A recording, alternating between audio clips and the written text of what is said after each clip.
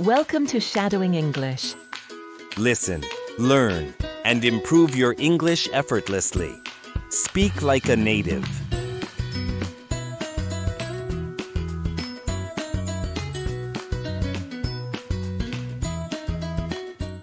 Welcome to Shadowing English, where English listening and speaking practice gets real. Today, we're embarking on a compelling journey into the life of one of history's most controversial figures, Adolf Hitler. Whether you admire him or despise him, his story is a complex tapestry woven with ambition, dreams, failures, and an insatiable hunger for power. From a young boy harboring grand aspirations to a man who indelibly altered the course of the world, this is the story of Adolf Hitler as you've likely never encountered it before. Ready? Grab your headphones, settle in, and prepare to be captivated by an incredible tale that will not only enhance your English language skills, but also hold you spellbound until the very end. It all began on April 20th, 1889, in the quaint Austrian town of Braunau am Inn. A baby boy was born to Alois and Clara Hitler, and they christened him Adolf. Little did anyone know that this seemingly ordinary child would one day grow up to profoundly impact the world stage. As a youngster, Adolf wasn't particularly remarkable. He enjoyed playing outdoors, sketching pictures, and indulging in fantasies of a grand future. However, life wasn't without its challenges. His father, Alois, was a stern and authoritarian figure. Alois had aspirations for Adolf to excel in his studies and secure a government position, just as he had done. But Adolf harbored a different vision for his life. "I want to be an artist," he would confide in his mother, Clara. His mother, who loved him deeply, wholeheartedly supported his artistic aspirations. However, she was unable to sway Alois's rigid mindset. Adolf's childhood was punctuated by frequent clashes with his father.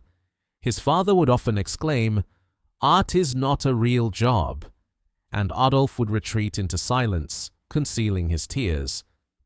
When he was 13 years old, his father passed away unexpectedly. While some might have assumed Adolf would experience a sense of liberation, the loss of his father left a void in his heart. Adolf began to skip school. Formerly a diligent student, he now displayed a lack of interest in academics. Teachers would remark, "Adolf is intelligent, but he's lazy." His sole desire was to draw. Upon completing his schooling, Adolf packed his belongings and relocated to Vienna, the capital of Austria, brimming with excitement. "Vienna is the city of art. I will become a renowned painter here," he mused.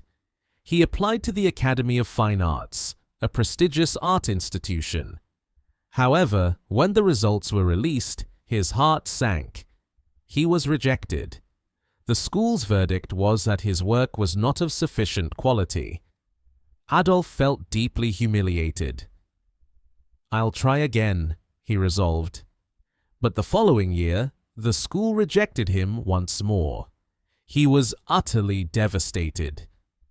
Devoid of academic pursuits or employment prospects, Adolf's life took a turn for the worse.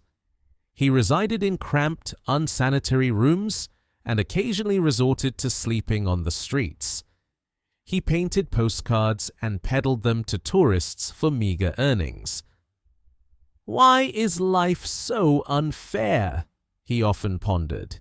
During this tumultuous period, Adolf's mother passed away. He was left feeling isolated and embittered. He began to attribute his failures to external factors. "It's not my fault," he would assert. In 1914, the landscape shifted dramatically with the outbreak of World War I. Adolf saw this as an opportunity to infuse his life with purpose. He enlisted in the German army. "Finally, I am part of something significant," he thought. Adolf demonstrated bravery in the war, serving as a messenger across treacherous battlefields and earning 2 medals for his valor. However, in 1918, Germany suffered defeat in the war. Adolf was incensed. "Our leaders betrayed us," he exclaimed.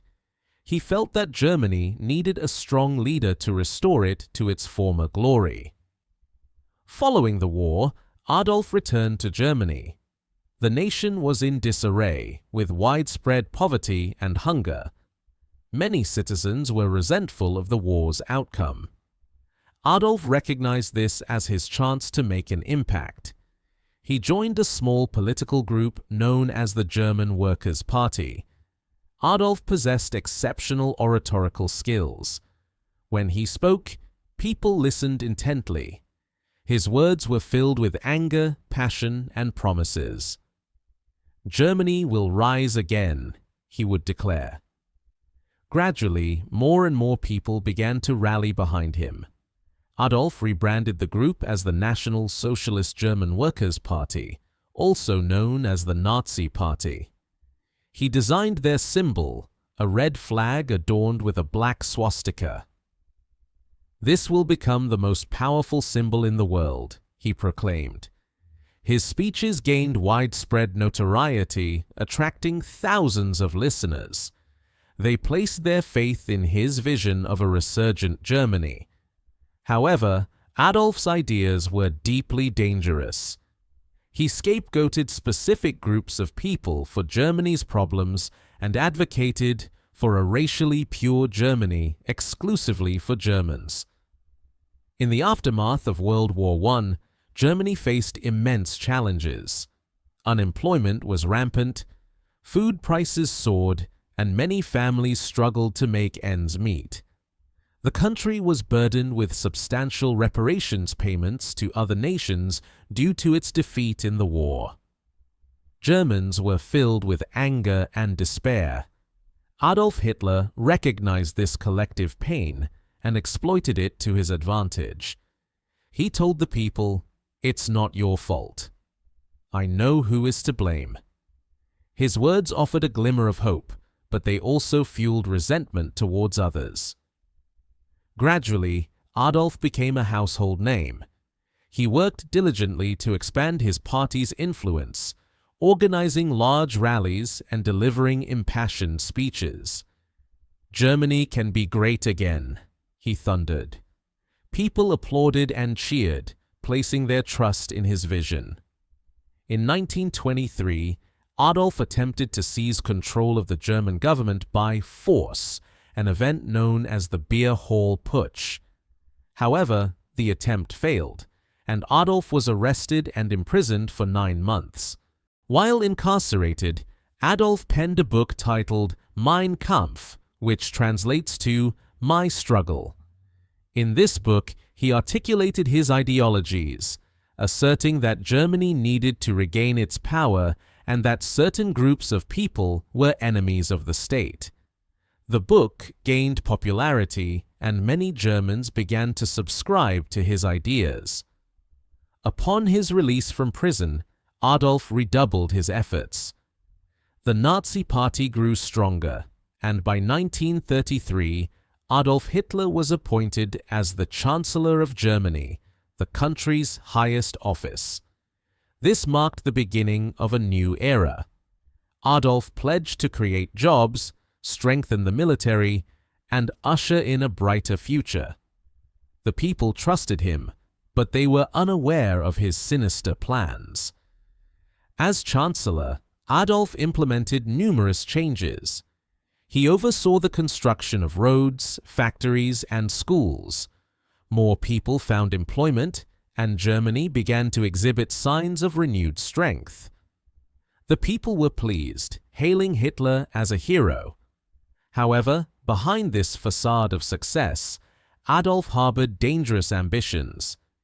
He exerted control over newspapers, radio stations, and schools, propagating the notion that Adolf Hitler was the only source of truth.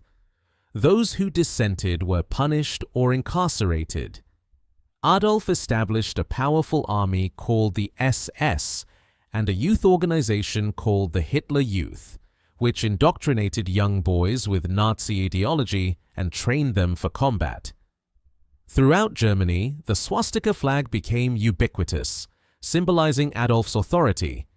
Adolf's speeches grew even more forceful, with pronouncements such as, "Germany is the best.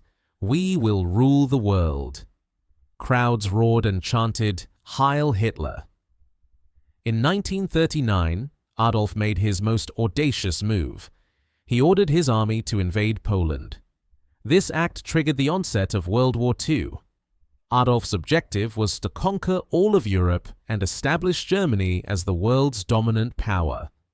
Initially, Adolf's army achieved numerous victories, owing to its strength and advanced training.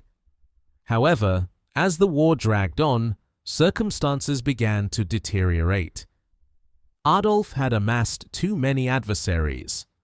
While the war raged, Adolf engaged in a horrific endeavor, the systematic removal of Jewish people and others he deemed undesirable from his vision of Germany. This atrocity, known as the Holocaust, stands as one of the darkest chapters in human history, resulting in the deaths of millions of innocent people in concentration camps. By 1944, Germany was on the verge of defeat. Adolf's enemies, including the United States, the Soviet Union, and Britain, proved too formidable. Bombs rained down on German cities, and the people who had once lauded Adolf as a hero began to lose faith. Adolf became increasingly paranoid, trusting no one and spending most of his time sequestered in his bunker. By 1945, Adolf Hitler's aspirations of global domination were crumbling. His army, once seemingly invincible, was suffering defeats on all fronts.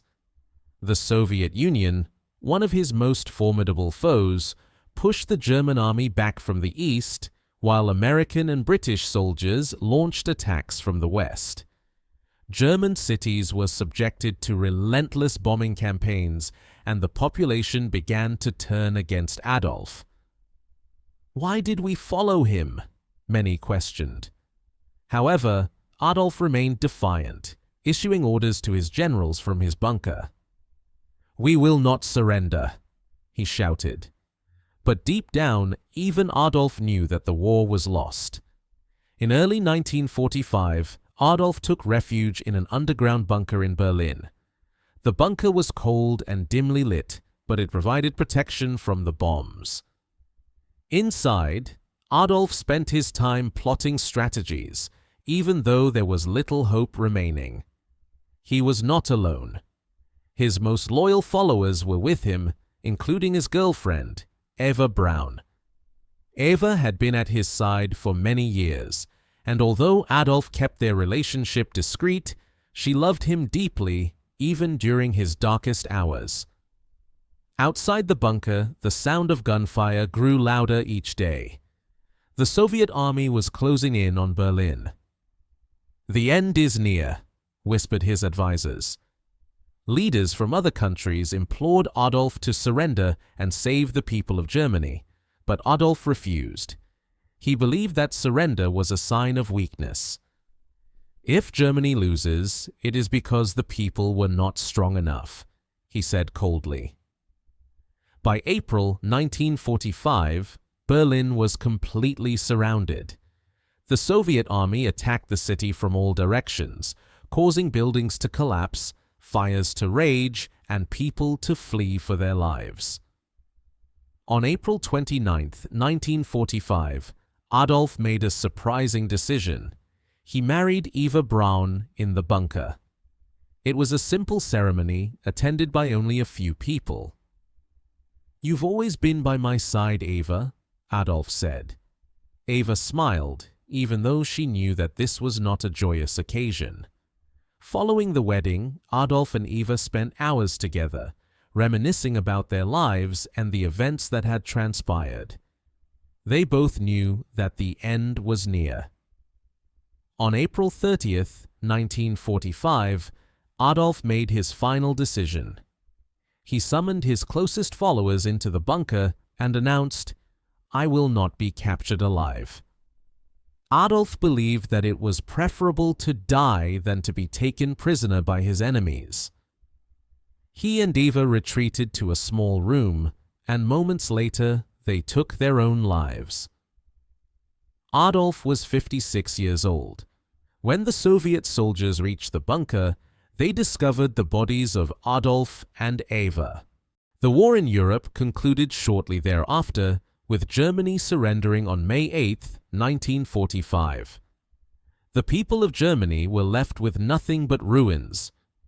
Adolf's dream of making Germany powerful had instead resulted in destruction and sorrow.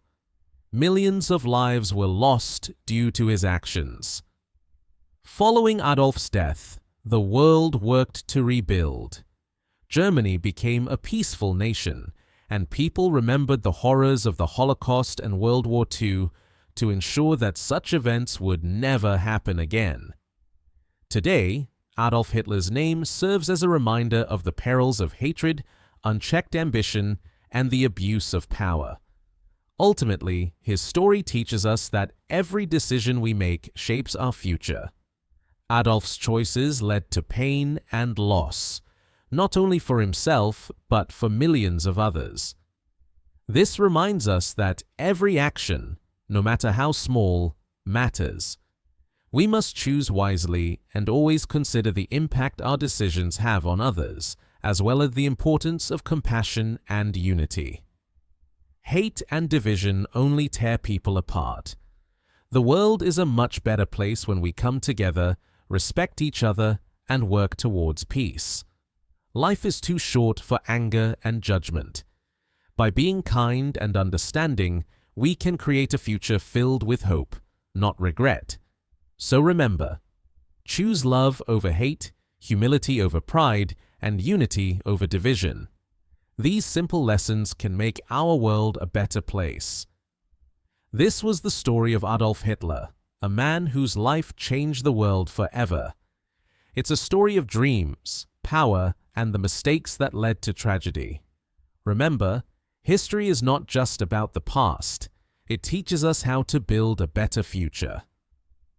Thank you for listening, and don't forget to like, share, and subscribe to Shadowing English for more exciting stories that help you learn English while exploring history. See you in the next story.